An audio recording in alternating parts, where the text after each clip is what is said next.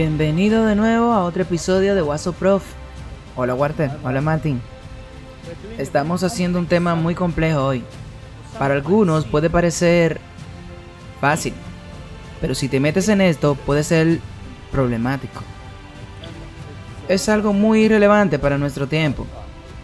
Creo que a veces subestimamos su relevancia. Bueno, entonces pidámosle al Espíritu que nos guíe. Nuestro Padre Celestial, te pedimos hoy nuevamente, como siempre, que nos envíe tu Espíritu Santo para guiar esta discusión. Y gracias por todo lo que haces por nosotros. En el nombre de Jesús, amén. Así que Martín, la abominación desoladora. ¿Puedes oír el estruendo? Creo que esa es la referencia a un antiguo sermón. ¿Puedes escuchar el estruendo? Y se trata de este tema en particular. ¿Qué tan cerca estamos del cumplimiento de esta profecía? ¿Y qué significa realmente? Porque es muy importante que entendamos estas cosas, porque se necesita un entendimiento único cuando se trata de la abominación desoladora. Porque también hay gente que tira esto a la historia y dice que eso es en el futuro. No tiene que ver nada con eso. El futurismo lo arroja en un futuro muy lejano. Así que, por supuesto, creemos en el modelo continuo histórico de la Biblia. Y Martín, de verdad, digámoslo sin rodeo, ese es el único lógico al que adherirse. O de lo contrario, la Biblia fue escrita solo para la gente del pasado y solo para la gente del futuro. Y todo el bloque de la humanidad en el medio no tiene nada que ver con las escrituras. Esa es una tontería absoluta. Las escrituras están ahí para todo y cada punto de la historia. Así que, si tú viviste en la época de la Reforma, habría bloques de las escrituras que te dirían dónde estás en la corriente del tiempo. Y todo lo que se dice es relevante para tu época también. Así que el futurismo realmente no tiene futuro. Eso es un punto muy bueno. Sí, así que miremos esta abominación desoladora. Y veamos lo que podemos ver. Jesús habla sobre la abominación desoladora, predicha por el profeta Daniel. En singular, sin especificar más al respecto. Entonces, ¿a cuál de estas referencias se refería Jesús? Y por supuesto, podemos hacernos la pregunta, ¿qué es la abominación desoladora?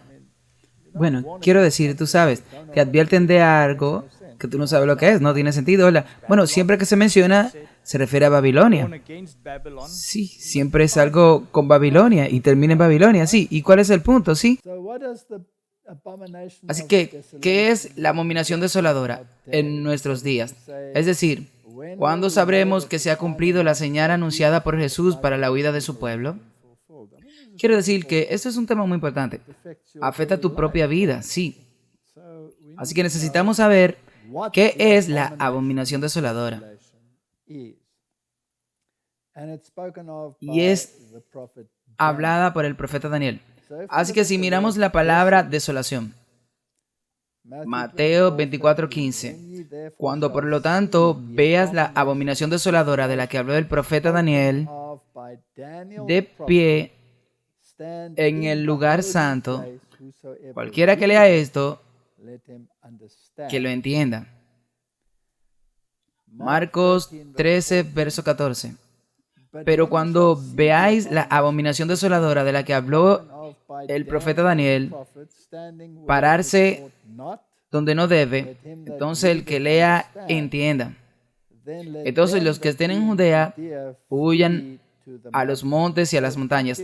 Martín, aquí Marco nos da más detalles. Es interesante que las traducciones modernas, ellos dejan en Marco fuera lo de Daniel el profeta. Sí. Ahora, el argumento de esta gente es siempre, bueno, si lo dice Mateo, ¿por qué querías repetirlo en Marcos? Eso me irrita. Que podría incluso gritar. ¿Qué hay acerca del segundo y tercer testigo? Tú sabes, eso es tan patético. Sí, porque la cosa es que esa es la excusa. Pero es tan fácil leer las otras partes y hacer tu estudio y luego te olvidas de eso y puedes caer en la trampa de la alta crítica. ¿Qué te dice que Daniel no fue un profeta, que ni siquiera escribió el libro de Daniel? Que no lo escribió, que no fue escrito por él, que no fue escrito en su momento, cuando fue escrito, que fue escrito después del evento. E incluso entonces corre con un problema porque va justo hasta nuestro tiempo. Entonces, ¿cómo lo escribiría después del evento si aún no ha tenido lugar? Así que no vayamos allí. La alta crítica son un grupo irritante que están influenciados por los jesuitas y deberíamos descartarlos como irrelevantes para el tema. Excepto como adversarios. Ciñete a la Biblia y al continuo histórico. Correcto. Lucas 21:20. Y cuando veáis a Jerusalén rodeada de ejércitos, sabed que su desolación está cerca. Este es un texto paralelo.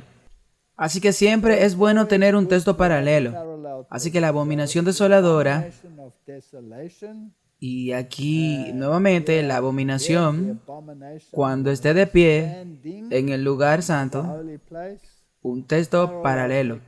Cuando veas a Jerusalén rodeada de ejército, entonces sabrá que la desolación está cerca. Recuerda que Mateo y Lucas son profecías de doble aplicación. ¿Cuál es la señal de tu venida y del fin de la era? Así que aquí hay una profecía del tiempo del fin dentro de una profecía del tiempo del fin. Un cumplimiento literal con un cumplimiento espiritual. Y no debemos dejar eso fuera de la ecuación porque entonces nos perderemos y tenemos que separarlo. Pero por supuesto, la aplicación literal tiene una lección de tipo para la aplicación espiritual. Entonces tú no puedes separarlo, no puedes decir esto es parte del futuro. En realidad están vinculados. Esa es una declaración tan importante porque el 90% de las personas o el 100% de las veces cuando tiene un conflicto sobre esto se debe a que lo separan, sí. Así que vayamos a esta declaración en el conflicto de los siglos. Jesús declaró a los discípulos que escuchaban los juicios que caerían sobre el Israel apóstata, y especialmente la venganza retributiva que vendría sobre ellos por su rechazo y crucifixión del Mesías. Señales inequívocas predecerían al espantoso clima. La hora temida llegaría repentina y rápidamente. Martín, ¿no es eso importante? Bueno, por supuesto. Los últimos eventos serán rápidos. Y el Salvador advirtió a sus seguidores, por tanto, cuando veáis en el lugar santo la abominación desoladora de la que habló el profeta Daniel, el que lee entienda. Los que estén en Judea, huyan a los montes. Y ella cita aquí Mateo y Lucas. Cuando los estandartes idólatras de los romanos se establecieron en la Tierra Santa, que se extendía a algunos estadios fuera de los muros de la ciudad, entonces los seguidores de Cristo se encontrarían con seguridad en la huida. Cuando se vea la señal de advertencia, los que quieren escapar no deben demorarse. En toda la tierra de Judea, así como en la misma Jerusalén, la señal de huida debe ser obedecida de inmediato. El que por casualidad esté en la azotea no debe bajar a su casa, ni siquiera para salvar sus tesoros más preciados. Los que estaban trabajando en los campos o en los viñedos no deben tomar tiempo para volver por la prenda de vestir exterior que han dejado a un lado mientras debería estar trabajando en el calor del día. No deben dudar un momento, no sea que se vean envueltos en la destrucción general. Es una declaración muy importante. Nos lleva de vuelta a Lot, ¿sí? Sí. Bueno, si él no estuviera en Sodoma en primer lugar, eso hubiera sido una mejora, sí. Y si no lo hubieran llevado, sí, esa es la segunda parte. Y es por eso que su esposa miró atrás. En otras palabras, su corazón estaba más allí que fuera de la ciudad. Y así la culminación de todo esto le costó la vida. Hay otra declaración en el espíritu de profecía, creo que en Patriarcas y Profetas, donde ella dice claramente que la razón de que Lot se quedara fue por sus posesiones. Y si él se hubiese mantenido fiel y habría salido, de hecho su esposa probablemente se habría salvado, sí. Por eso es bueno aleccionar. Lot es el ejemplo de aquellos que se mueven en el último momento fuera de la ciudad. Eso podría ser muy costoso. Ok, y otra cosa que hay que recordar o notar es que esto tiene que ver con el primer asedio. Pero recuerda, Martin, que el primer asedio es un tipo del segundo asedio. Y lo que es importante, que es posible que te pierdas si pienses que este es el segundo asedio. Y tú estés diciendo que ni siquiera entres, que te está diciendo que no entres a tu casa si está en el techo. Esto suena como una huida rápida. Es una huida rápida. Pero es importante recordar que esto fue en el primer asedio. La razón es que si tú crees que es solo para el segundo asedio, es posible que te pillen desprevenido. Bueno, entremos en algunos detalles. ¿A qué se refiere cuando habla de la desolación y cuando habla de la abominación? Y la combinación, sí. Sí, porque, como se ha preguntado en la pregunta, ¿a cuál se refiere? Así que tú puedes explicarlo. Ok, vamos a los versos de Daniel. Daniel 8:13. Entonces oí hablar a un santo, y otro santo dijo a aquel santo que hablaba: Santo, recuerda que él estaba escuchando a los ángeles hablando, porque él estaba en visión, diciendo: ¿hasta cuándo durará la visión del continuo sacrificio? Ahora recuerda que sacrificio fue agregado, y está inclusiva en el original porque no está ahí, fue agregado. Así que podemos leer la visión del continuo y la prevaricación desoladora para dar el santuario y el ejército para ser pisoteado. Así que él está hablando de una profecía del tiempo del fin, la profecía de los 2300 días. Y él tiene la pregunta, la transgresión de la desolación. Así que la desolación tiene que ver con la transgresión. La transgresión causa una desolación. Es muy importante. Y para dar ambos, el santuario y el ejército, para ser pisoteado. Hay dos aspectos. El santuario, que será pisoteado, y el ejército, que será pisoteado. Entonces, ¿cuál es el santuario al que se refiere? Bueno, el tabernáculo, del que habló Moisés, o el templo. Entonces la gente, algunas personas pueden decir que eso se refiere a una destrucción literal de Jerusalén, pero aquí no puede ser porque él está hablando de los 2300 días y el final de los mismos. Así que debe haber una connotación más amplia, debe referirse a cualquiera que sea la aplicación del tiempo del fin.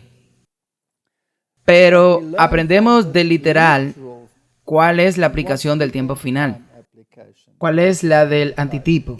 Así que tenemos que discutir sobre el santuario, lo que representa que está siendo pisoteado, y la casa del ejército, que es el pueblo de Dios, para que el pueblo de Dios sea perseguido y el santuario sea pisoteado en el proceso.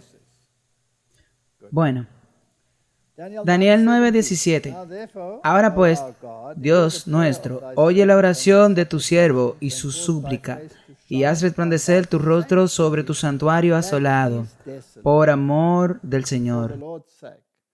Así que ayúdame a entender esto, para que pueda comunicarlo. ¿Qué está pasando aquí? Él está haciendo la pregunta.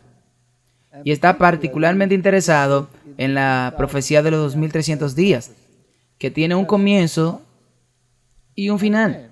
Porque es una profecía del fin del tiempo, desde la emisión del decreto para restaurar y edificar a Jerusalén hasta la porción mesiánica. La profecía termina al final y no hay manera de que puedas evitarlo. Si tienes una fecha de inicio, entonces debes tener una fecha de finalización y toma un año por día. Y si tomas este día como un principio y los aplicas, entonces la porción mesiánica está completamente cumplida y satisfecha. Por lo tanto, el mismo principio debe aplicarse al resto. Tú no puedes usar el futurismo, tirarlo al futuro, tirarlo al pasado, preterismo, Es un flujo continuo histórico. Así que desde la emisión del decreto, a través de la era mesiánica, hasta el fin. Y porque el decreto comenzó en el 457 antes de Cristo, si tú agregas el tiempo, termina en el 1844, te guste o no. Y es ahí donde termina. Y hay tantas personas que discuten sobre 1844, pero deberían pensar qué sucedió en el 1844. Las grandes líneas se abrieron para la proclamación del Evangelio. La era electrónica se abrió en ese momento para comunicarse a través de código. Las grandes líneas de viaje se abrieron en 1844. La oposición vino en forma de espiritismo, en forma de ecumenismo, en forma de todo lo que tú puedas pensar en el comunismo. El comunismo, todas las cosas comenzaron en 1844. Si ese no es un año importante, entonces no sé qué año es importante. Así que ese es el punto. Y obviamente Satanás atacará esto. Obviamente, porque él tiene que hacerlo. Tiene que atacar la línea de tiempo y tiene que ridiculizarla. Y veo, Martin, que a menudo escucho a los predicadores evangélicos. Cada vez más atacan el movimiento de Miller. Sí, todo lo que Miller hizo fue tomar una profecía y aplicar los principios y llegar a una conclusión. Ok, tuviste un mal evento porque no entendía lo del santuario, pero se habló de eso. Pero en todo caso, también eso está en la Biblia de que eso debería suceder en la palabra de Dios. Entonces, ¿por qué estos evangélicos no ridiculizaron a los discípulos cuando entendieron mal el evento cuando Jesús fue crucificado? Ellos se equivocaron del evento, sí. Ellos se equivocaron en el evento, sí. Ellos se equivocaron. ¿Quiere que te lo repita? Ellos se equivocaron. Pero todavía está en la Biblia, sí. Y sigue siendo relevantes. Sí, y es importante que entendamos que el tipo tienes que encontrarse con el antitipo. Y si no entendemos eso, entonces no entendemos por qué Jesús tuvo que morir para poner fin a la ley ceremonial, porque apuntaba a él. Así que eso es algo importante que veamos. Ok. Así que él quiere una respuesta y entonces también deberíamos querer una respuesta. Daniel 9:27. Y él confirmará el pacto con muchos por una semana. Y a la mitad de la semana, él hará cesar el sacrificio y la ofrenda. Y por la multitud de las abominaciones la dejará desolada hasta la consumación. Y lo determinado se derramará sobre el desolador. Puede sonar complicado, ¿verdad? Puede ser si lo lees así. Si lo lees así y lo saca de esa parte de la profecía que en realidad contrasta al Mesías con el antimesías, digámoslo de esa manera. El que construye y el que destruye. Y él confirmará el pacto con muchos por una semana. Esa es la última semana en la profecía de las 70 semanas. Así que, ¿quién confirmará el pacto? Obviamente es el Mesías. ¿Ok? Y a la mitad de la semana, de esos 3 años y medio, esa final semana, él hará cesar el sacrificio y la ofrenda. Ahora, ellos están en el futurismo y aplican eso al anticristo. Y luego lo arrojan al pasado o al futuro. Es ridículo. La forma en la que el sistema de sacrificio llegó a su fin fue con la muerte de Jesús. Así que hazte la pregunta. ¿Murió Jesús a la mitad de la semana? En otras palabras, 3 años y medio. Si toma el principio de años por día, 3 años y medio del inicio de su ministerio, ¿sí o no? Sí. Entonces es el cumplimiento de la profecía. Así que él puso fin al sistema de sacrificios al convertirse en el sacrificio perfecto. Eso es importante, ¿verdad? Necesitamos entender eso, porque si tú no lo sabes, entonces puedes terminar como el catolicismo. Entonces todos están en todo tipo de direcciones. Así que él hará cesar el sacrificio y la ofrenda. Algunas personas dirán, pero él no lo hizo, los romanos lo hicieron. Si quieren discutir de esta manera. Pero él dice, yo entregué mi vida y la retomo voluntariamente. y por la sobredifusión de la abominación.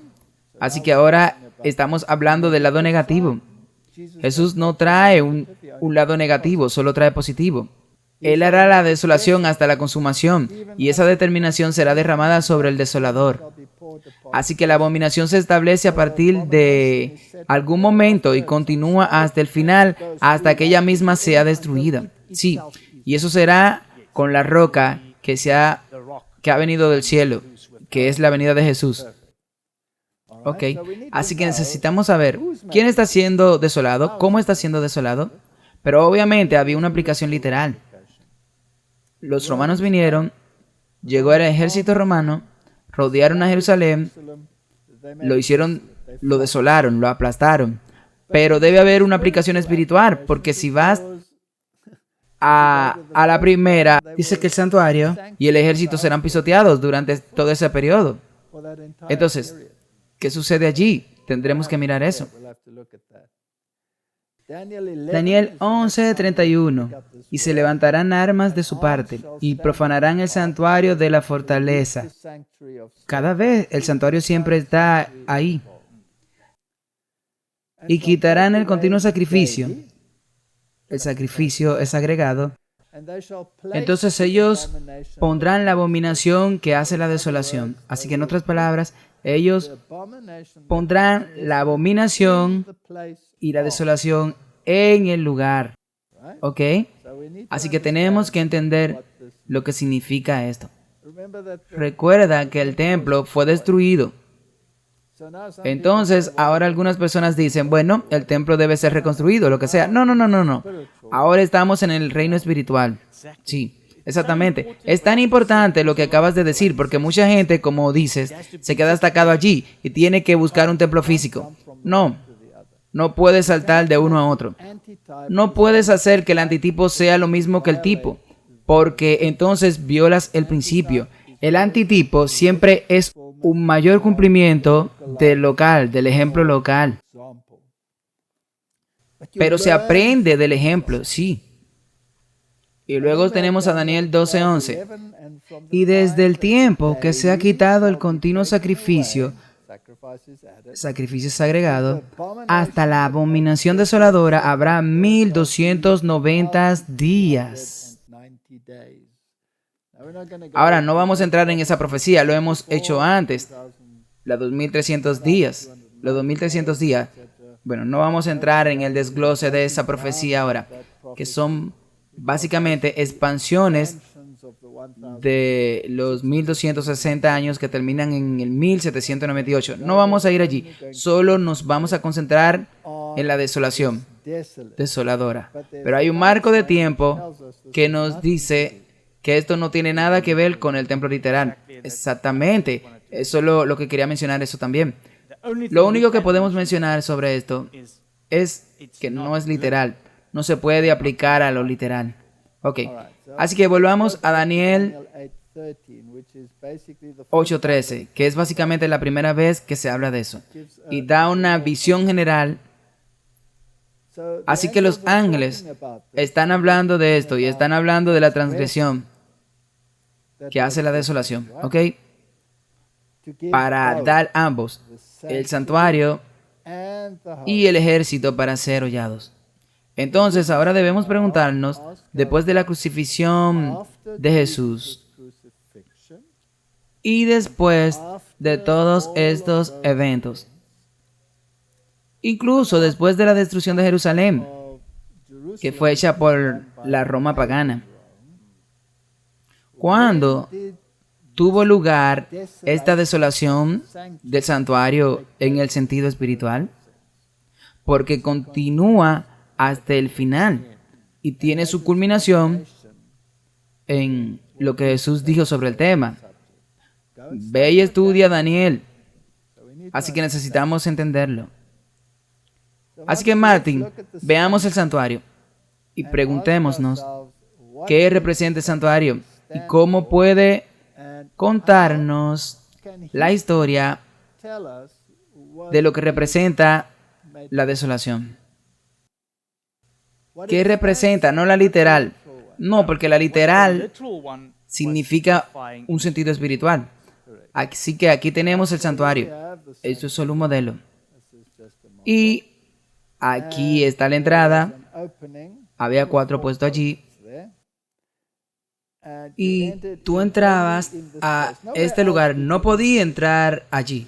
Y tú entras y alrededor de esto todo era lino blanco. Ahora, la Biblia nos dice claramente lo que significa el lino blanco. Y eso representa la justicia. Pero no tenemos justicia. Cristo es toda la justicia. Así que obviamente representa justicia, pero tiene que entrar por la puerta. Ahora, ¿quién dice ser la puerta? Jesús. Jesús dice ser la puerta, ¿ok? Así que tú vienes al Padre a través de ¿quién? A través de Jesús. ¿Él dijo eso? Sí. ¿Hay alguien más que puede acudir al Padre sin Jesús? No, ninguno. Martín, ¿estás seguro? El Papa acaba de decir algo diferente en Kazajstán. Él dijo que todos los caminos conducen al cielo.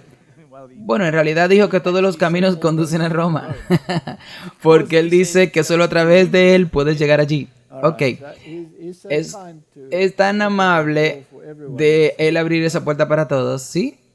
Bueno, la Biblia nos dice que solo hay una puerta. Y ese es Jesús. Cuando tú entras, tú inmediatamente ves el altar de las ofrendas. ¿Es así? Entonces, algo muere allí, a saber, un cordero. Así que, entonces el pecador penitente se arrodilla, coloca su cabeza sobre el cordero, confiesa sus pecados. No tiene que hablar en voz alta. El sacerdote no tiene que escuchar lo que él tiene que decir. Y con el tiempo transfiere sus pecados al cordero inocente. Entonces, ¿a quién representa el cordero? A Jesús. Ya hemos pasado por esto 1000 veces. Lo haré simple. Pero queremos saber cómo se hizo la desolación, ¿sí? Mientras el sacerdote mismo, que es Dios, y eso es lo que representa la rectitud. Entonces, ¿a quién representa? A Cristo, sí. Así que Cristo es el cordero y el sacerdote. Así que entonces el cordero muere. Así que sería un desastre si mataras al sacerdote, porque eso sería un problema. Así que tenemos una imagen doble aquí.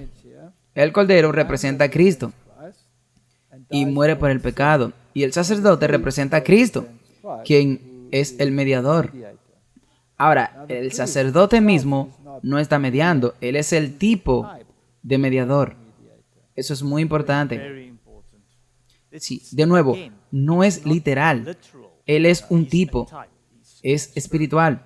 Y en la Biblia el sacerdote es alguien que trae una ofrenda. Tiene que hacer un sacrificio. Ok, un pastor es alguien que es pastor, que es maestro, pero no es sacerdote, porque no trae sacrificio. Pero detengámonos ahí. Ok, así que este corderito está realmente atado a los cuernos del altar. En otras palabras, está asociado con ese altar. No puede separarse de ese altar. Y muere en este altar. Entonces, en tipos, entra en la relación y te envía a través de Cristo, a través de la puerta, que es Cristo, y está frente al altar, que representa la cruz. Y el cordero lo representa a él, y el sumo sacerdote lo representa a él.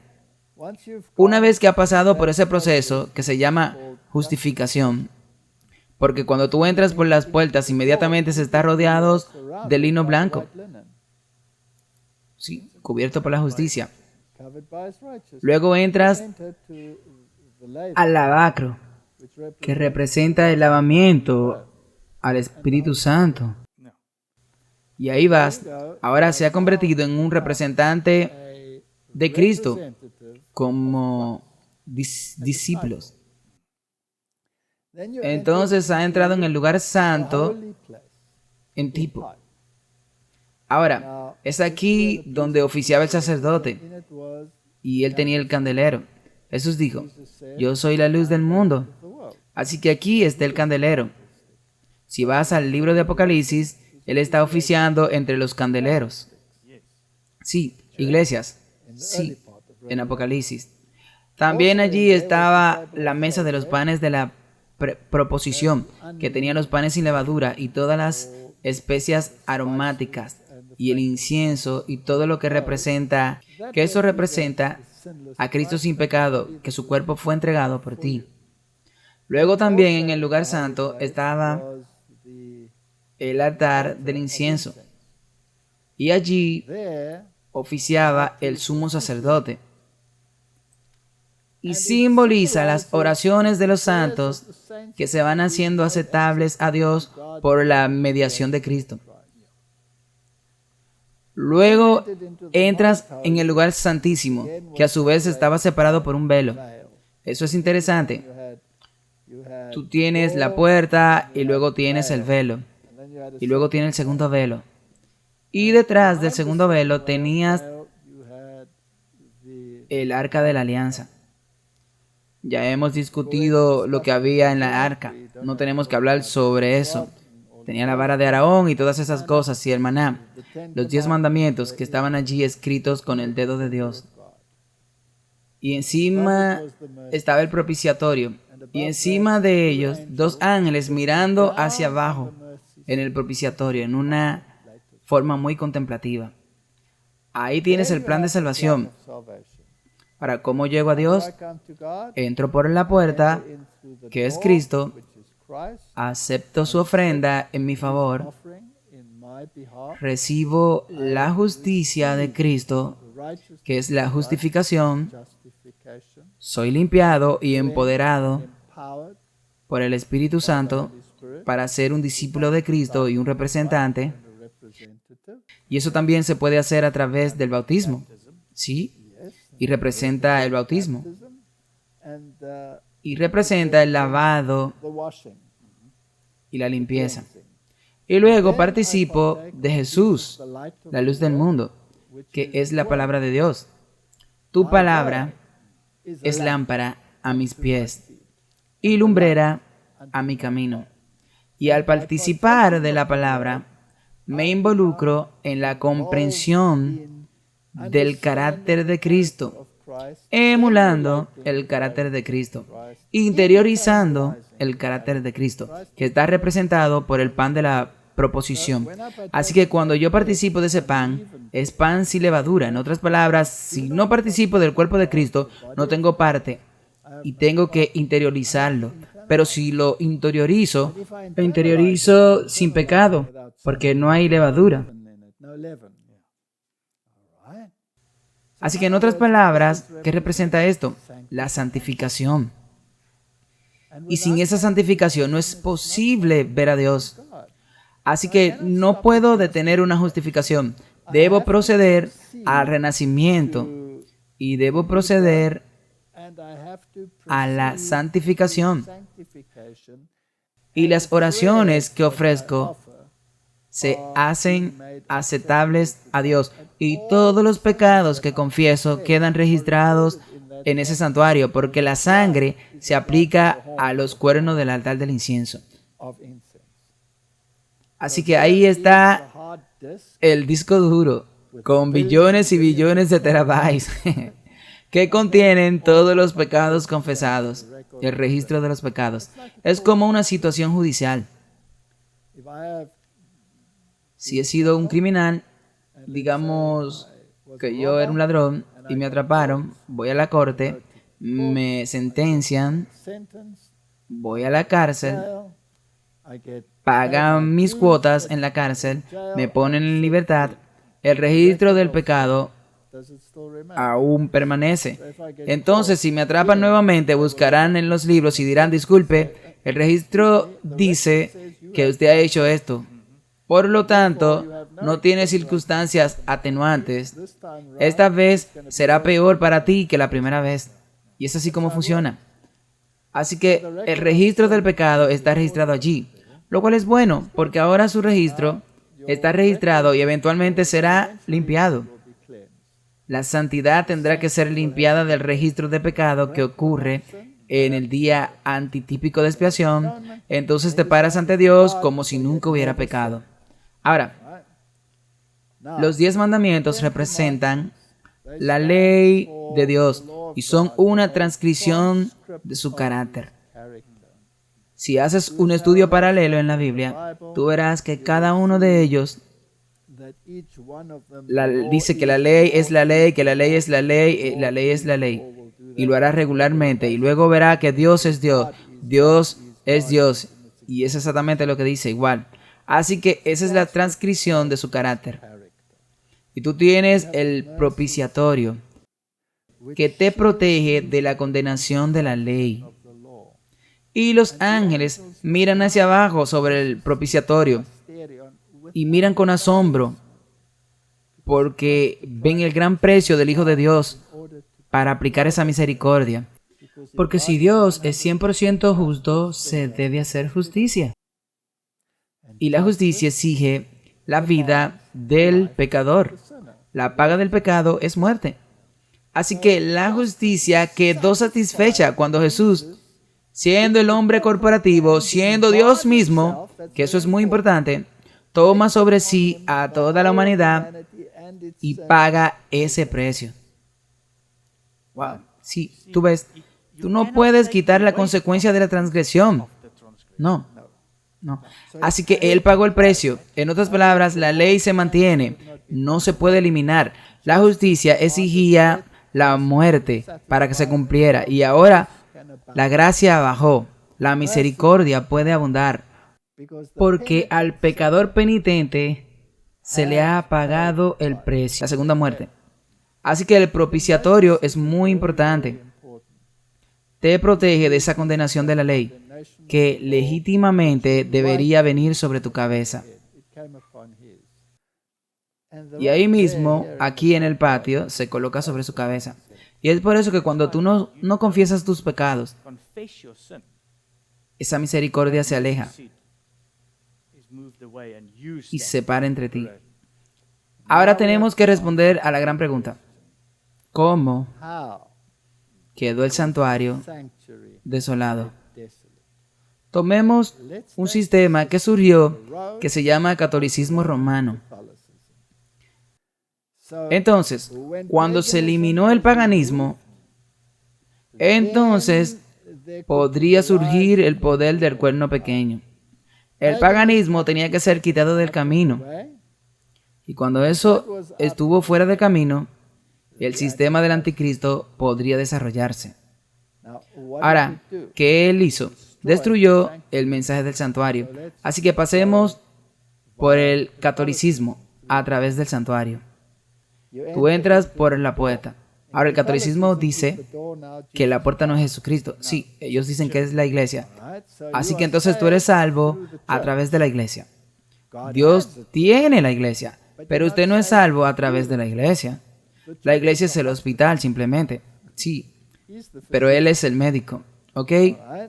Así que tú entras por la puerta. En otras palabras, tú eres salvo al venir a la iglesia.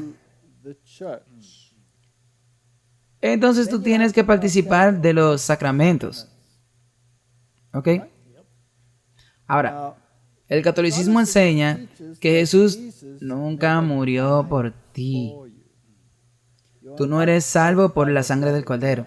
Tú eres salvo por tu obediencia a la iglesia y a la toma de los sacramentos.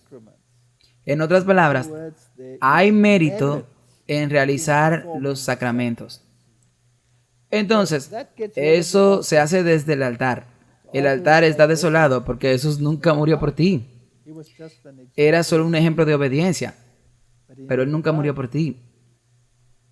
Pero, ¿no se desoló también la puerta al cambiarla por completo a la iglesia?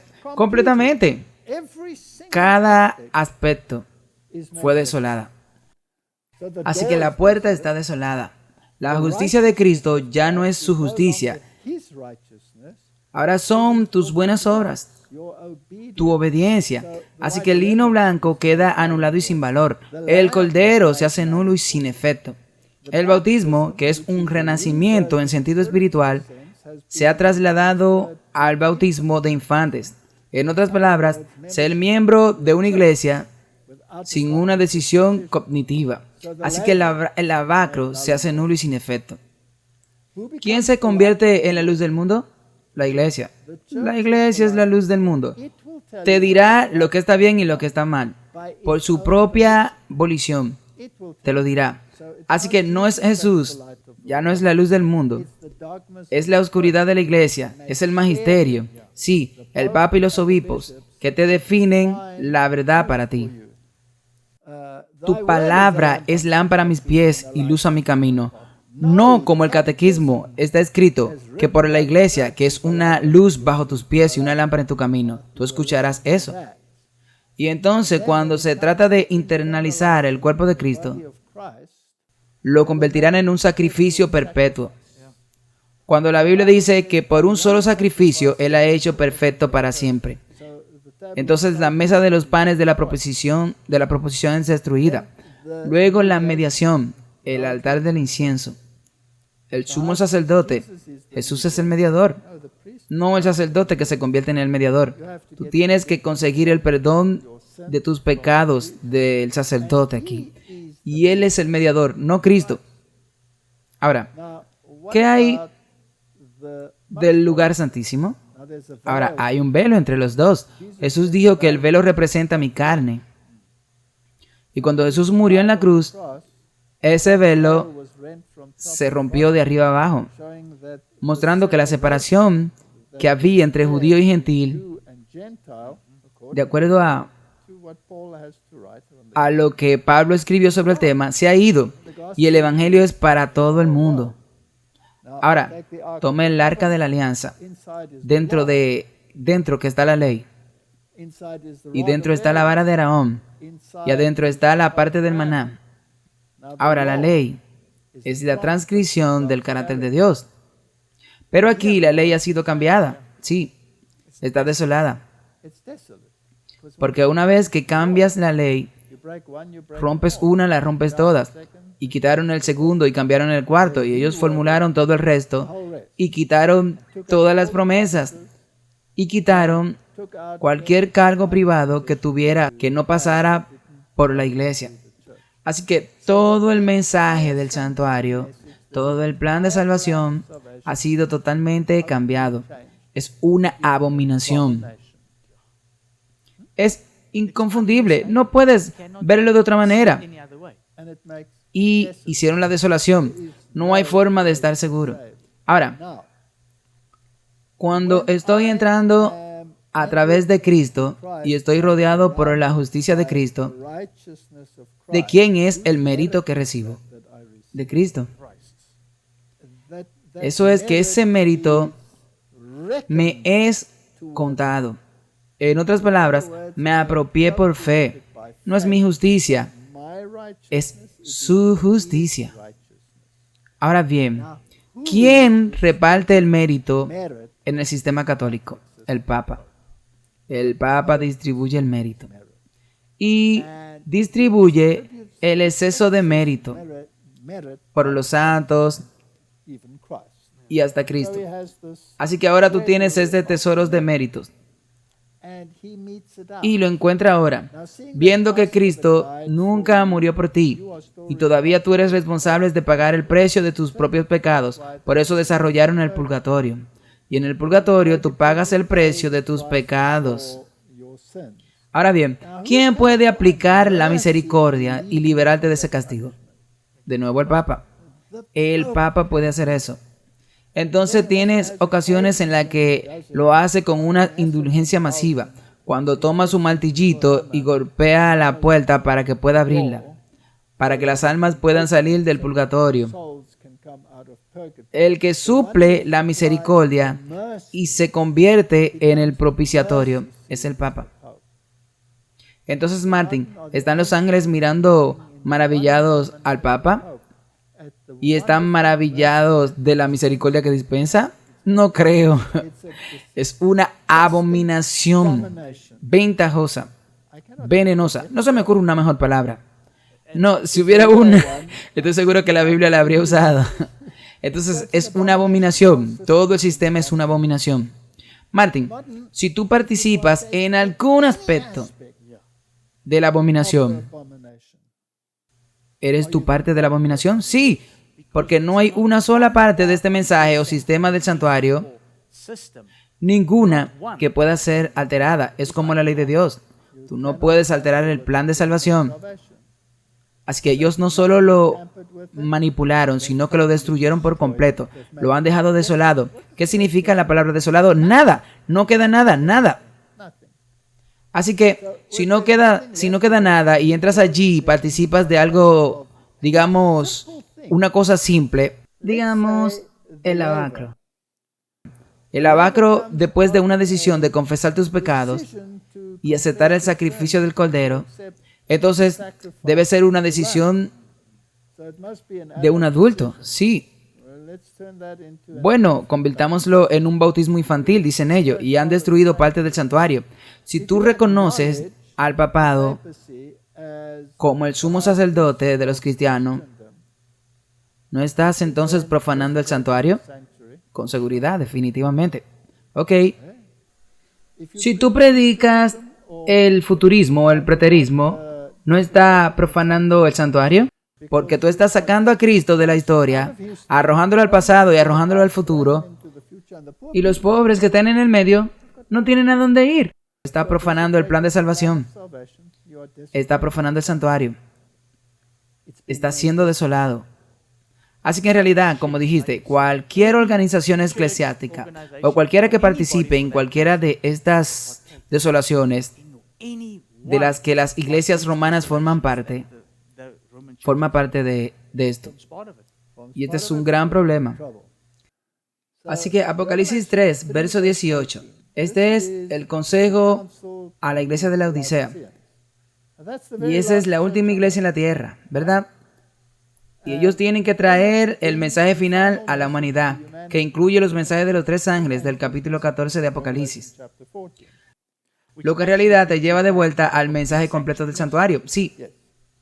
Y si no lo haces, si no lo vincula al santuario, entonces no entendiste el punto. Entonces no está haciendo lo que la Biblia dice. Es decir, lo que escribió el profeta Daniel, que el lector entienda. Y de hecho, si vas a Apocalipsis 12, simplemente tomemos Apocalipsis 12, o Daniel capítulo 12. Luego leerá en el versículo 9, que dice: y él dijo, anda Daniel, porque estas palabras están cerradas y selladas hasta el tiempo del fin. Y el tiempo del fin se define por tiempos y la mitad de un tiempo, que esos son los 1260 días, día por años, 1260 años, que es el tiempo de la supremacía papal. Y él dijo, anda Daniel, porque estas palabras están cerradas y selladas hasta el tiempo del fin. Entonces, en cualquier momento después del 1798, muchos serán purificados y emblanquecidos. En otras palabras, recibirán la justicia de Cristo. Mas los impíos obrarán impíamente, y ninguno de los impíos entenderá. Y entonces viene el verso 11, y desde el tiempo que se ha quitado el continuo sacrificio, hasta la abominación desoladora habrá 1290 días. Ese es el verso que teníamos ahora mismo. Echemos un vistazo a lo que dice aquí. Esta iglesia, esta última iglesia, se le da un consejo, así que debe ser muy importante. Te aconsejo que compre de mí oro refinado en fuego. Ahora, el oro es la fe y el amor. Y el amor está ligado a los mandamientos, que serán más ricos y de vestiduras blancas, que deben estar cerca para que la justicia de Cristo sea un tema muy importante al final. Y que no se descubra la vergüenza de tu desnudez, y unge tus ojos con colirio para que veas. Es muy importante que entendamos los temas que necesitamos para ganar el oro, que es la fe y el amor. Necesitamos tener las vestiduras blancas para que podamos estar cerca y nuestra desnudez no sea expuesta. Necesitamos ungir nuestros ojos para que podamos ver. Ahora, esta es una declaración en Testimonio para la Iglesia, volumen 6, página 426. Hoy, una gran parte de los que componen nuestras congregaciones estaban muertos en delitos y pecados. Van y vienen como las puertas sobre sus goznes. Durante años han escuchado con complacencia las verdades más solemnes y conmovedoras, pero no las han puesto en práctica. Por lo tanto, son cada vez menos sensibles a las preciosidades de la verdad. Los conmovedores testimonios de reprensión y advertencia no los despiertan al arrepentimiento. Las melodías más dulces que salen de Dios a través de los labios humanos, la justificación por la fe y la justicia de Cristo, no suscitan en ellos unas respuestas de amor y gratitud. Aunque el mercader celestial muestra ante ellos las más ricas joyas de la fe y el amor, aunque los invita a comprar de él oro refinado en fuego y vestiduras blancas para vestirse y colirio para que puedan ver, endurecen sus corazones contra él y no cambian su tibieza por amor y celo. Mientras hacen profesión, niegan el poder de la piedad. Si continúan en este estado, Dios los rechazará. Se están incapacitando para ser miembros de su familia. ¡Wow! Eso es un tema importante. Importante. Son palabras tan fuertes, pero todavía se están enraizadas en la palabra. Tú no puedes negarla. Ok, volvamos al santuario. Por cierto, esta palabra desolación aparece muchas veces en la Biblia, pero los profetas que más la usan son Isaías y Jeremías. Y luego, por supuesto, la tenemos en Daniel 4 veces. Muchos pastores, dice Jeremías 12:10, han destruido mi viña, han hollado mi heredad, han convertido mi heredad en un desierto asolado. Muchos pastores han destruido mi viña, han hollado mi heredad, han convertido mi heredad en un desierto asolado. Ahora, ese poder que iba a surgir, que haría que el santuario fuera desolado, fue Roma. Vimos cómo lo hicieron. Ellos entraron en el santuario y luego rompieron la casa. Ahora, ¿cuántas personas han sido asesinadas que se oponen a la visión de Roma? Millones, millones. A lo largo de los siglos, hay más sangre en nuestras manos que cualquier otra organización. Por lo tanto, el santurrón del Papa dice ahora, olvidémonos de esa historia y pretendamos que somos santos tirando toda la doctrina por la ventana. En otras palabras, pisotear un poco más el santuario. Sí. Ok. Leamos otra versión en Jeremías, verso 11. Ellos la han dejado desolada. Es muy claro cuando se refiere, ellos la han dejado desolada. Estando desolada me llora, toda la tierra queda desolada porque nadie la pone en su corazón. Básicamente fue lo que leímos en esa declaración. He aquí, esto es Lucas 13:35.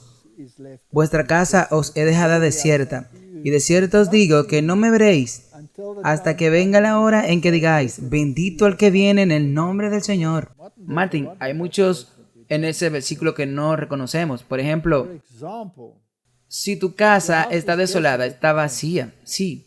¿Vacía de qué? De la salvación. De Cristo, sí, de Cristo. Cristo no está ahí. Y ellos no lo verán hasta el fin. Sí. Y entonces Él viene con el juicio. Sí, ¿por qué? Porque lo están echando, porque lo echaron de la casa. Sí. Por ejemplo, Kazajstán. ¿Ellos lo mencionaron alguna vez? No. ¿No lo echaron de la casa? Sí. Y Él dice, no me verán hasta que venga el juicio. Ellos no lo verán. La casa está desolada, está vacía. Es una casa vacía, han pisoteado el santuario. Apocalipsis 17:16. Y los 10 cuernos que viste en la bestia, estos aborrecerán a la ramera, y la dejarán desolada y desnuda, y comerán sus carnes y la quemarán con fuego. Eventualmente, las naciones del mundo se darán cuenta de que han sido engañadas por el sistema. E intentarán atacar, vengándose. Pero cuando se den cuenta ya estarán todas perdidas. Sí, será muy late. Muy tarde para ellos. Apocalipsis 18:19. Y echando polvo sobre sus cabezas, daban voces llorando y lamentándose, diciendo, ay, ay, de la gran ciudad, en la cual se enriquecían todos los que tenían naves en el mar, a causa de su riqueza, porque en una hora ha sido desolada. Así que la economía está involucrada en todo esto, definitivamente. Ok, entonces tenemos que hablar sobre estos temas y ver dónde encajan nuevamente cuando aplicamos la historia y los eventos actuales a lo que está sucediendo en el mundo de hoy. Así que los pastores han destruido la viña. Ellos han cambiado el plan de salvación y aunque sea fraccionario, han participado igualmente en él. Y también en Jeremías, él estaba hablando de la nación judía o ese tiempo Israel que iba a ser destruida. Y como mencionaste antes, es importante recordar que la casa, como la que vimos, es dejada desierta, es dejada desolada. Entonces no sirve mirar a Israel, este país literal, para el fin de los tiempos. Eso es lo que los evangélicos dicen. Pero ha sido desolada. ¿Por qué ha sido desolada? Porque han sacado a Cristo. Incluso algunos han tratado de traerlo de nuevo a Él. No es el mismo Cristo. Es uno que se dedica a traer liberación nacional y no uno que va a traer liberación del pecado. El pecado es el enemigo que debe ser destruido. Así que ellos están constantemente anulando y dejando sin efecto todo el mensaje del santuario, hablando de amor y trayendo sus tradiciones. Y tenemos, Martin, que mirar esto de nuevo y ver cómo se aplica. Así que volvamos a cuál era la pregunta que se planteó allí al principio. Así que Jesús entonces habla de la abominación desoladora, predicha por el profeta Daniel, en singular, sin especificar más al respecto. ¿A cuál de todas estas referencias se refiere Jesús? Bueno, algunos de ellos eran con respecto al literal. Por ejemplo, hoy explica la profecía de las 70 semanas, donde dice que el santuario será destruido. Pero la palabra abominación y las palabras asociadas con ella son un tipo, así que no puedes separarla.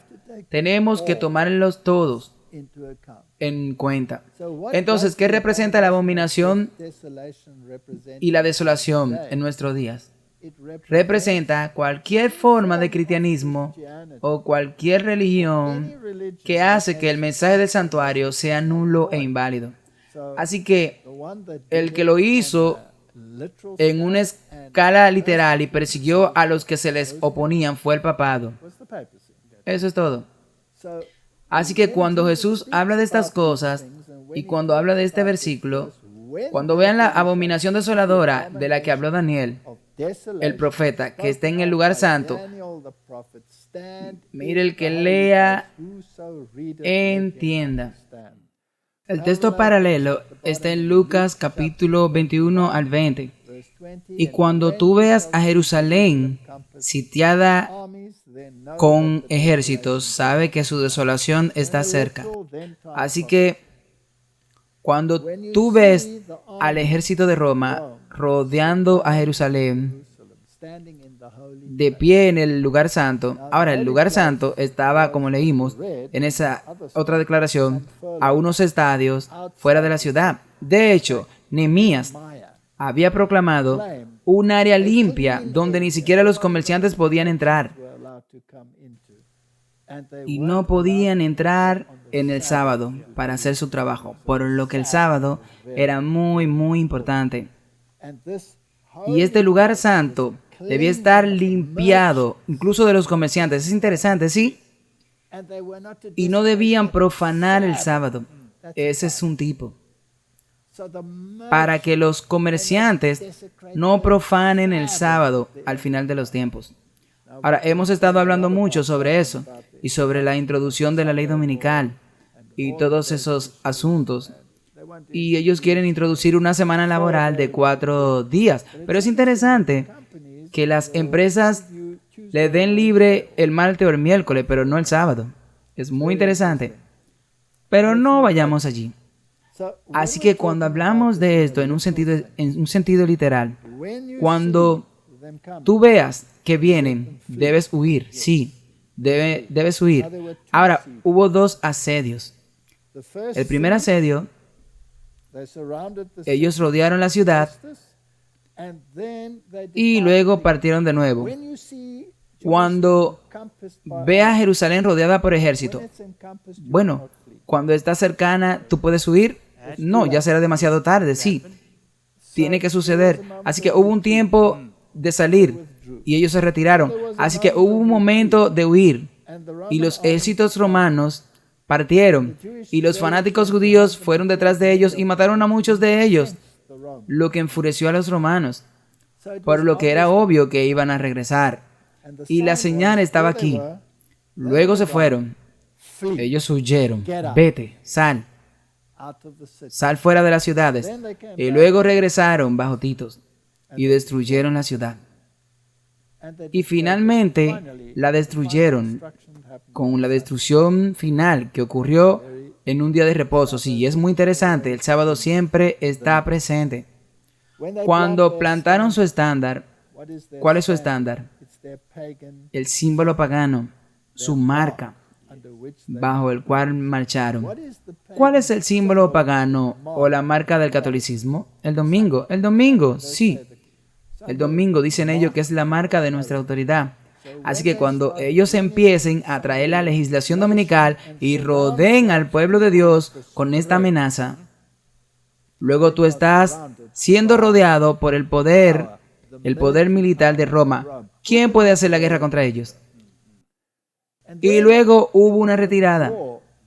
Y desde entonces hasta ahora hay un periodo intermedio. Cuando vuelvan será demasiado tarde para ti. Sí. ¿Cuándo fue el primer asedio antitípico? En el 1888, con el Arco de Blair, donde se iba a introducir la legislación dominical en los Estados Unidos de América. Y esto fue retrasado o se retiró después de los argumentos de Alfonso Jones. Y esos argumentos eran irrefutables, pero volverían de nuevo, sí. Así que desde el 1888 hemos estado viviendo en el periodo de tiempo entre los dos asedios. Y ya después de 1888, el espíritu de profecía dice que el tiempo ha llegado de dejar las ciudades, por lo que el pueblo de Dios debería dejar las ciudades. Ok, hay muchos que no están prestando atención a esta llamada y en realidad nunca deberían estar exactamente en las ciudades, pero algunos de ellos están. Así que, ¿cómo salir de las ciudades? Esa es una buena pregunta, sí, especialmente para las personas que puedan estar atacadas. Así que algunas personas dicen que no pueden salir de las ciudades. Bueno, entonces otras deben preparar la forma para conectarse con las personas que tienen esta mentalidad, que quieren salir. Pídale a Dios que abra el camino. Y algunos lo habitarán y prepararán el camino para que otros puedan salir. Ahora, obviamente, puede salir todavía en el último segundo, porque tenemos otro tipo, que es Lot. Ellos vinieron por Lot en el último segundo, pero es desgarrador. Y hubo bajas, sí. La esposa de Lot se perdió. Así que no es la mejor manera de hacerlo. Así que no puedes salir tú mismo. Pídale a Dios que lo ayude. Vincúlese con aquellos que tienen esa mentalidad. Y yo estoy seguro de que Dios abrirá un camino. Pero cuando tú veas que esto viene, cuando tú veas que el segundo asedio y los paganos se paran hablando del domingo y levantándose en alto por eso, ¿no está pasando en este momento, Martin? Constantemente, sal de las ciudades, sal de las ciudades. Eso es lo que nosotros debemos hacer. Ahora, ¿quién está involucrado en este ejército? Todo el imperio ecuménico. Todo el mundo. Porque los reyes del mundo dan su poder a la bestia. Ellos están involucrados, los pastores están involucrados, ellos han pisado el santuario. Todos los que han tomado parte en cualquier forma de pisotear el santuario son parte de esto. ¿Y quién es el que se supone que debe saber y advertir al mundo? Es la Odisea. Y la Odisea está totalmente, ¿qué? Dormida. Está dormida. ¿Y qué es lo que deben pregonar con la voz más fuerte que puedan? La justicia de Cristo. Martin, estoy tentado a tomar mi Biblia y leerle las cartas a la Odisea. Sí, vamos a hacerlo. Ok, vamos a hacerlo. Vamos a leer la carta a la Odisea y ver qué dice la letra en la Biblia. Y discutiré contigo y te diré. Así que vamos a Colosenses. Recuerda que ninguno de los malvados entenderá, pero los sabios, dice Daniel, que entenderán. ¿Ok?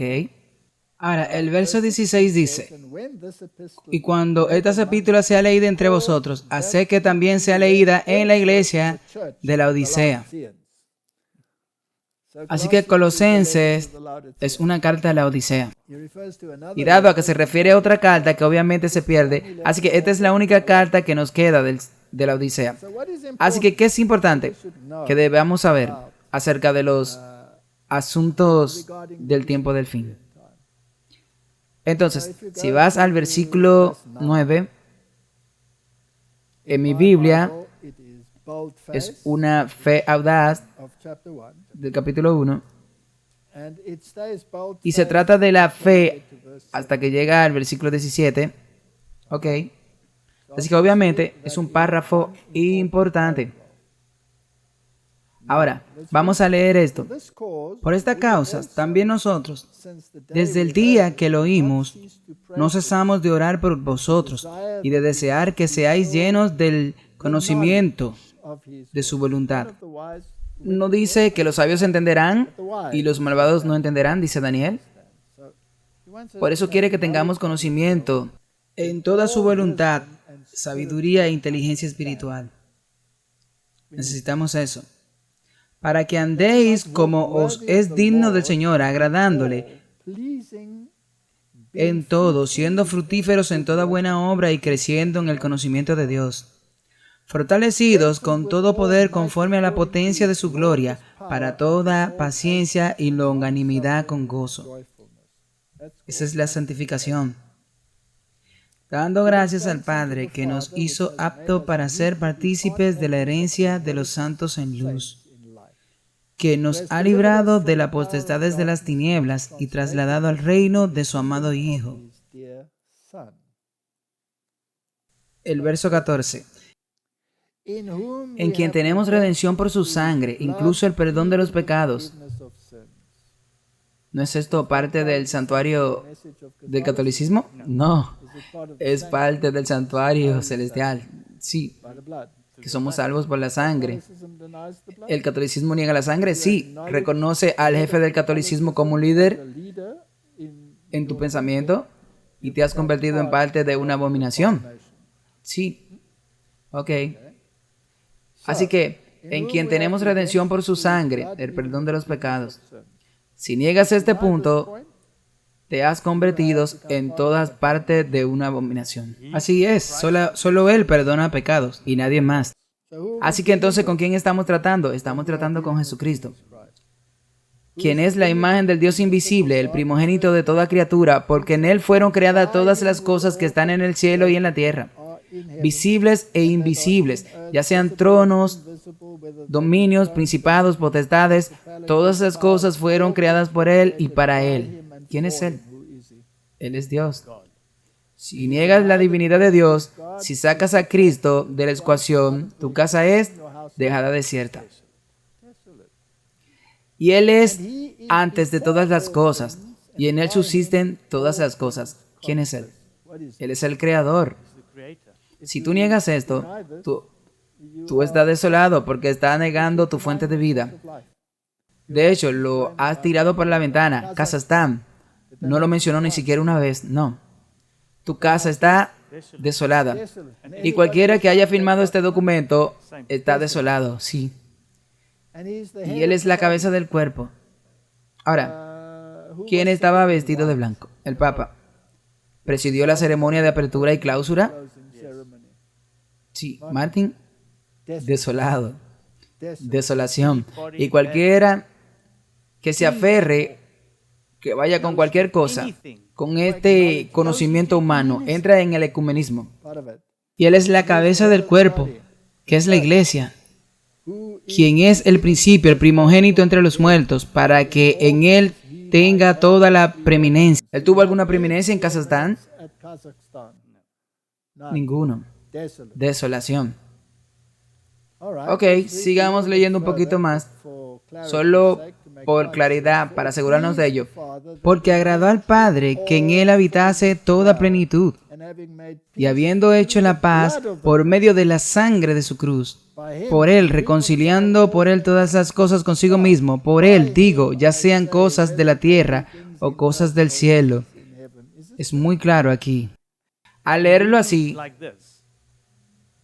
no hay manera que tú puedas negarlo. No, que puedas negar la divinidad de Cristo. Bueno, la última iglesia en la tierra debe predicar la redención a través de su sangre. Y debemos predicar justicia, santificación, justificación. Verso 21, y a vosotros que entre otro tiempo erais alineados y enemigos en vuestras mentes por obras inicuas, ahora os has reconciliado en el cuerpo de su carne por medio de la muerte. Él murió por ti. Sí, ¿cómo pueden profanar el santuario predicando algo opuesto? Y si tú tomas, ¿quién fue que murió en la carne? La persona que fue descrita en los versos anteriores. Sí, Él es Dios. Ok, Martin, así que no hay duda de que no puedes negar nada de esto.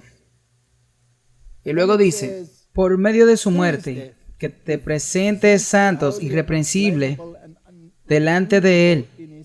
Si permanecéis cimentados y firmes en la fe, y no os apartáis de la esperanza del Evangelio. Martin, si te alejas del santuario, ¿no te alejas de la esperanza del Evangelio? Sí, absolutamente, te alejas de la esperanza del Evangelio. Pasemos al capítulo 2.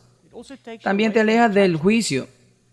Así que cuando regrese con la recompensa, ellos también lo están negando, sí, y ellos no lo verán hasta que regrese con la recompensa, y ellos no quieren eso. Así que el capítulo 2. Porque quisiera que supierais el gran conflicto que tengo por vosotros y por lo de la Odisea, y por todos los que nos han visto mi rostro en carne, para que sus corazones sean consolados, unidos en amor, y en todas las riquezas de la plena certidumbre de entendimiento, para el reconocimiento del misterio de Dios y del Padre y de Cristo, en quien están escondidos todos los tesoros de la sabiduría y el conocimiento. ¿No tiene el Papa una tesorería? Sí, de mérito. ¿Y está todo basado en él o está basado en la ciencia y en los prelados que han asesinado a millones porque no estaban de acuerdo con él? Martin, esto es serio. Vayamos al versículo 8. Mirad, que nadie os engañe por medio de filosofías y huecas sutilezas, según las tradiciones de los hombres.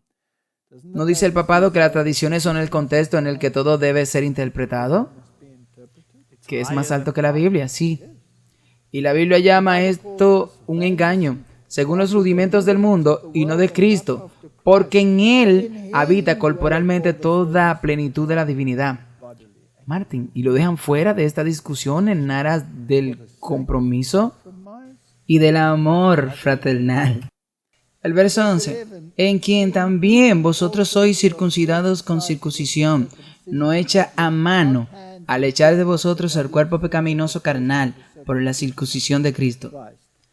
Y luego viene esta importante declaración, anulando el acta de los decretos que había contra nosotros, que nos era contraria, y quitándola de en medio, clavándola en la cruz. Luego el verso 16. Por tanto, nadie os juzgue en comida o en bebida, o en cuanto a días de fiesta, luna nueva o días de reposo, que son sombra de lo porvenir. Pero el cuerpo es de Cristo. Que nadie os prive de vuestra recompensa con humildad voluntaria y adoración de ángeles. Adoraciones de demonios, casa de demonios. Martin, la Odisea debe quedar absolutamente clara de que él está hablando de la ley ceremonial, que es la sombra de lo que vendrá. La ley nunca fue sombra. Los 10 mandamientos nunca fueron sombra de lo que vendrá. Es una transcripción de su carácter. En todo caso, apunta de nuevo a la creación. Pero apuntaba hacia Cristo, sí. Y eso incluye los sábados ceremoniales Todos señalaron el ministerio y la expiación de Cristo. Así que, Martin, esto es muy, muy importante. Y luego, por supuesto, te dice cómo tú debes vivir una vida cristiana, etc. Así que, básicamente, esta es la epístola a la Odisea. Sí, como vimos, porque en el verso 16 dice que el capítulo fue para que lo lea la Odisea. Así que entonces, ¿qué es lo que la Odisea necesita entender? Necesita entender la preeminencia de Cristo, sí. Cualquier cosa que niegue la preeminencia de Cristo debe ser rechazada. Cualquier cosa que lo deje afuera es una desolación. Y no lo pone en formas en las que se supone que sea Dios. La justicia por la fe, necesitamos entender eso, sí. Si no incluyen la justicia por la fe en la salvación, no tienen salvación. Alguna forma de justicia por obras, tienen que entender ley ceremonial y tipo y antitipo, sí. Si no lo hacen, si tú no lo haces, entonces tú vas a mirar al Israel literal, sí, y te vas a confundir. Pero mirando al Israel literal de hoy y pensando que Dios va a salvar al Israel literal, tú estás descuidando las palabras y tu casa está desolada. Tú has sido injertado y si no vuelves a confiar en Cristo te quedará desolado. ¿Ok? Se supone que debemos evitar la división. ¿Lo hacemos muy bien en la Odisea? ¿No? Se supone que debemos evitar la filosofía vana. Somos muy buenos en eso. Humana ordenanza nos gusta pensar que las obras pueden ser más importantes que la salvación por la fe. Así que todas estas cosas están en esta epístola de la Odisea, en Colosenses. Martín, cuando por lo tanto vea la abominación desoladora que habló el profeta Daniel, o sea, el estándar de Roma parado y abarcando al pueblo de Dios y poniéndolo bajo presión, ya tú sabes que el tiempo está cerca. Así que lo dijo el profeta Daniel, entonces los que estén en Judea, huyan a las montañas. En otras palabras, salgan de las ciudades. El tiempo es ahora. Cuando ustedes vean a Jerusalén sitiada con ejércitos, saben que llegó la desolación y que está cerca. Estábamos en ese punto. Definitivamente. Le doy a Austin el título. ¿Puedes oír el estruendo? Puedo oír el estruendo del ejército romano acercándose. Y es un ejército desolado. Está desprovisto de Cristo y cualquiera que se adhiera a él o participe de cualquier forma o manera en sus abominaciones no verá a Cristo hasta que venga con retribución. Y algunos recibirán una recompensa conforme a sus obras. Oremos. Padre Celestial, este es un tema muy serio y oro para que me concedas sabidurías y entendimiento de acuerdo a tus promesas. En el nombre de Jesús, amén.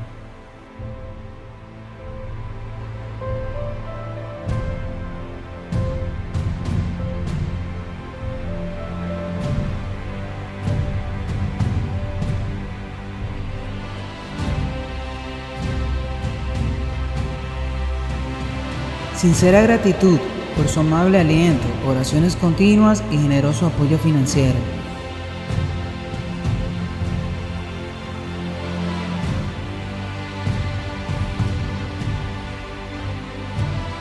Alabo a nuestro fiel y verdadero Salvador Jesucristo por su gracia y misericordia y el privilegio de trabajar en su viña para alcanzar las almas para su pronto reino venidero.